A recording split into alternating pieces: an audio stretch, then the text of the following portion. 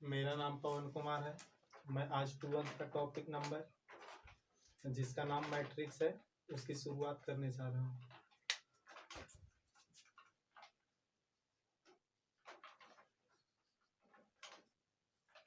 जिसको हम हिंदी में आव्यूह बोलते हैं। सबसे पहले सवाल उठता है, सबसे पहले हम मैट्रिक्स के कुछ बेसिक बात बताने वाले हैं। सबसे पहले मैं बताना चाहता हूँ कि मैट्रिक्स को सबसे पहले ABCD का जो कैपिटल लेटर होता है उससे हम सूचित करते हैं। जैसे किसी भी A से या B से या C से किसी भी स्मॉल a से लेकर के Z तक किसी भी कैपिटल लेटर से सूचित करते हैं। जैसे कि हम और मैट्रिक्स का जो साइन होता है इस प्रकार से देते हैं, इस तरीके से हम मैट्रिक्स को पहचानते हैं। जैसे कि यहाँ पे लिखते हैं A11 A12 A121 A22। इसको हम मैट्रिक्स इस तरह से कहीं भी लिखा हुआ रहता है तो हम इसको मैट्रिक्स के नाम से जानते हैं। तो सबसे पहले मैं बताना चाहता हूं कि आखिर किसको इसमें रो बोला जाता है और किसको इसमें कॉलम बोला जाता है। तो सबसे पहले इस जो खड़ा रहता है इस तरीके से, ऐसे मानना, इस तरीके से ट्रिक समझना, मतलब जिस तरह से, मतलब इस तरह से, मतलब जो सूता हुआ रहता है इसे सोया हुआ। तो देखो A11 और A12 इस तरह से सोया हुआ है, इसको हम रो बोलेंगे, रो। और जो इस तरह से खड़ा रहता है, मान लिया जाए इस तरीके से जो खड़ा है इस तरीके से, तो देखो जो ये खड़ा है ये, या ये भी इस तरीके से ये भी खड़ा है, तो इसको हम कॉलम बोलेंगे, इसको हम कॉलम बोलेंगे। और बहुत तरीके से मतलब अभी पहचानवाएंगे। जैसे मान लिया जाए A बराबर मान लिया जाए दे दी 8 लिख दिए, 4 लिखे, 2 लिखे, 1 लिखे, कुछ भी लिख सकते हैं। तो इसमें हमसे सवाल किया जाए कि रो आखिर किसको बोलेंगे, तो सबसे पहले हम समझाएं कि जो मतलब सोया हुआ रहेगा, मतलब सोया मतलब इस तरीके से सोता है कोई, तो ऐसे करके सोता है बेड पर, तो मतलब ये जो है 8 और 4 इसको हम रो बोलेंगे, इसको हम रो बोलेंगे। और जो खड़ा होता है जैसे 8 और 2 है तो इसको हम कॉलम बोल सकते हैं।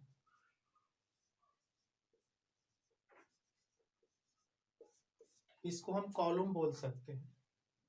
तो इस तरीके से मतलब बहुत तरीके से आप बहुत सारे चीज बताएंगे, इसमें बहुत सारा पॉइंट जो होता है उसको हम बताएंगे।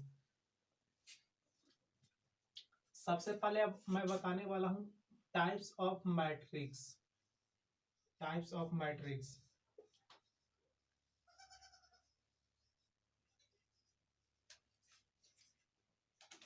मतलब आव्यूह के प्रकार।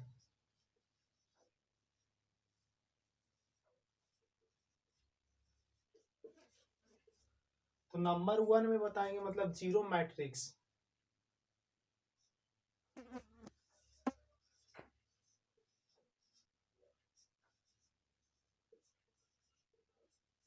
मतलब शून्य आव्यूह।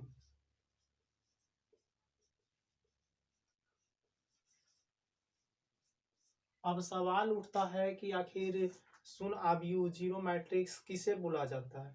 तो सबसे पहले मैं बताना चाहता हूं कि जीरो मैट्रिक्स जो होता है उस मैट्रिक्स को कहा जाता है, उस आव्यूह को कहा जाता है जिसके सभी एलिमेंट जीरो होती है, शून्य होती है। उस आव्यूह को ही जीरो मैट्रिक्स के नाम से जाना जाता है। जैसे एग्जाम्पल के तौर पर इस तरीके से मैं लिख सकता हूं 0 0 0 0। यदि हमसे कोई बात करे कि ये कौन सा मैट्रिक्स है तो हम बोलेंगे कि ये जीरो मैट्रिक्स है। आखिर क्यों है? तो इसका जो रो है, रो, ये रो है, या तो कॉलम भी देखा जाए, जो खड़ा है इसको कॉलम बोला जाता है। सभी मतलब रो और कॉलम दोनों का जो रो और कॉलम मतलब यानी बोला जाए तो सभी एलिमेंट जीरो है, तो उस आव्यूह को ही जीरो मैट्रिक्स, जीरो आव्यूह कहा जाता है। जैसे मान लीजिए हम इस तरीके से लिख दें,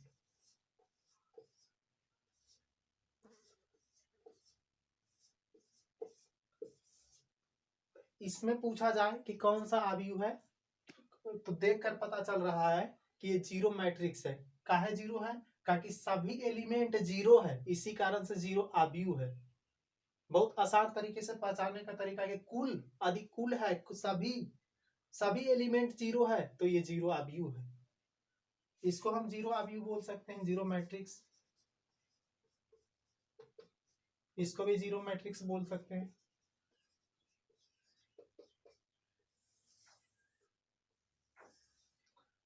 मतलब अब कहा जाए कि जीरो आव्यूह किसे कहा जाता है, तो मतलब जीरो मैट्रिक्स उस आव्यूह को कहा जाता है, उस मैट्रिक्स को कहा जाता है जिसके सारे एलिमेंट जीरो होती है, उसे ही जीरो आव्यूह कहा जाता है। जिस तरीके से आप देख रहे हैं, इसमें भी सभी एलिमेंट जीरो है, इसमें भी सभी एलिमेंट जीरो है, इसी को जीरो आव्यूह कहा जाता है। बताने जा रहे हैं। अब दूसरा हम बात करने वाले हैं स्क्वायर मैट्रिक्स।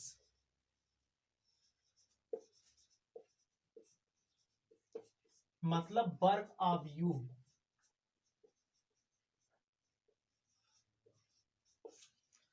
वर्ग आव्यूह कुछ पहचानने का कोई मतलब बहुत आसान सा तरीका है। इस तरीके से पहचानना है कि रो और कॉलम दोनों की संख्या बराबर होना चाहिए। कहने का मतलब है यदि दो गो रो है तो दो गो कॉलम भी होना चाहिए। जैसे कहे का मतलब है, मान लिया जाए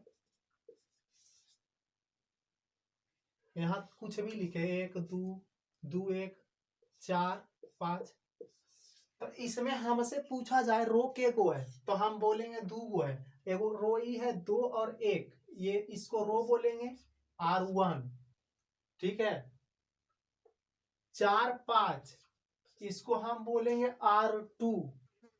R2 मतलब दूसरा रो।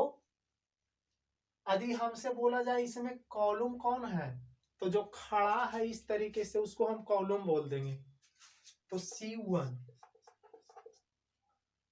1 और 5 ये दूसरा कॉलम है, और 2 और 4 ये पहला कॉलम था। तो मतलब अब पूछा जाए कि ये स्क्वायर मैट्रिक्स है, तो हम बोलेंगे हाँ है। काहे है? काहे कि रो दो गो है और कॉलम भी दो गो है। मतलब कहने का मतलब है कि वर्ग आव्यूह स्क्वायर मैट्रिक्स वैसे मैट्रिक्स को कहा जाता है जिसके रो और कॉलम की संख्या बराबर है।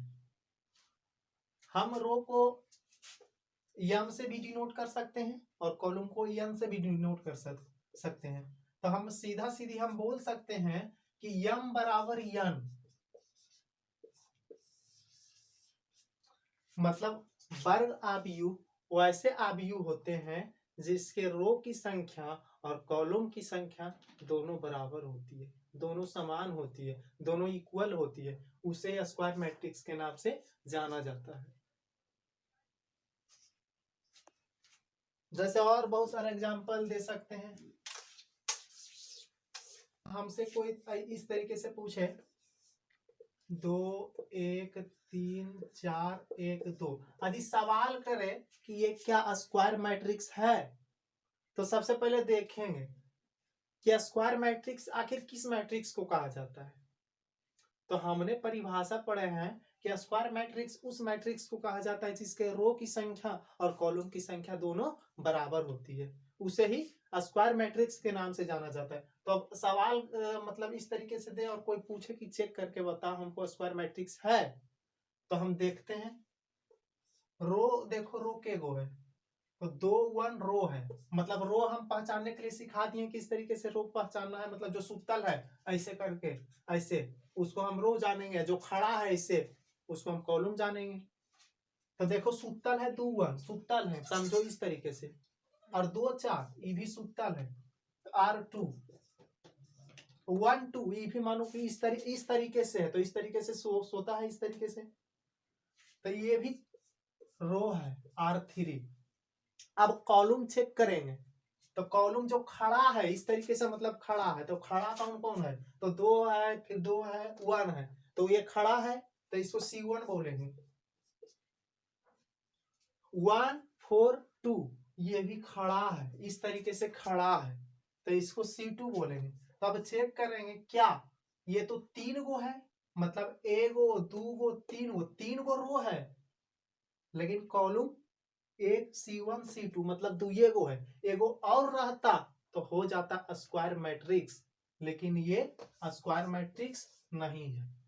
काहे नहीं है, क्योंकि साफ दिखाई दे रहा है कि रो और कॉलम की संख्या बराबर नहीं है, इक्वल नहीं है, इसी कारण से यह स्क्वायर मैट्रिक्स नहीं है।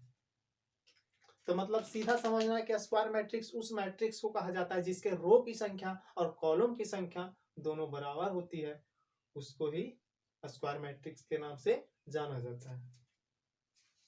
अब देखो दूसरा एग्जांपल, बहुत सारा एग्जांपल हो सकता है। मान लीजिए 2 लिखे हैं, 3 लिखे हैं, 1 लिखे हैं, 5 लिखे हैं, कुछ भी लिख सकते हैं, 10 लिख सकते हैं, 20 100 500 कुछ, 5 6। तो इसमें पूछा जाए कि स्क्वायर मैट्रिक्स है, तो हम देख कर बता देंगे हाँ स्क्वायर मैट्रिक्स है, लेकिन अब सवाल उठता है कैसे। तो देखो 3 गो रो, सुतल के गो है, तो सुतल ही हो है R1, मतलब रो का मतलब समझना कि सोया हुआ है, उसको रो बोलेंगे R1। 5 10 20 इसको हम R2 बोलेंगे। 105 फिर 6 इसको भी रो बोलेंगे, इसको R3 बोलेंगे। तो रो 3 गो है तो कॉलम भी 3 गो होना चाहिए, तो ये स्क्वायर मैट्रिक्स होगा, ऐसे नहीं होगा।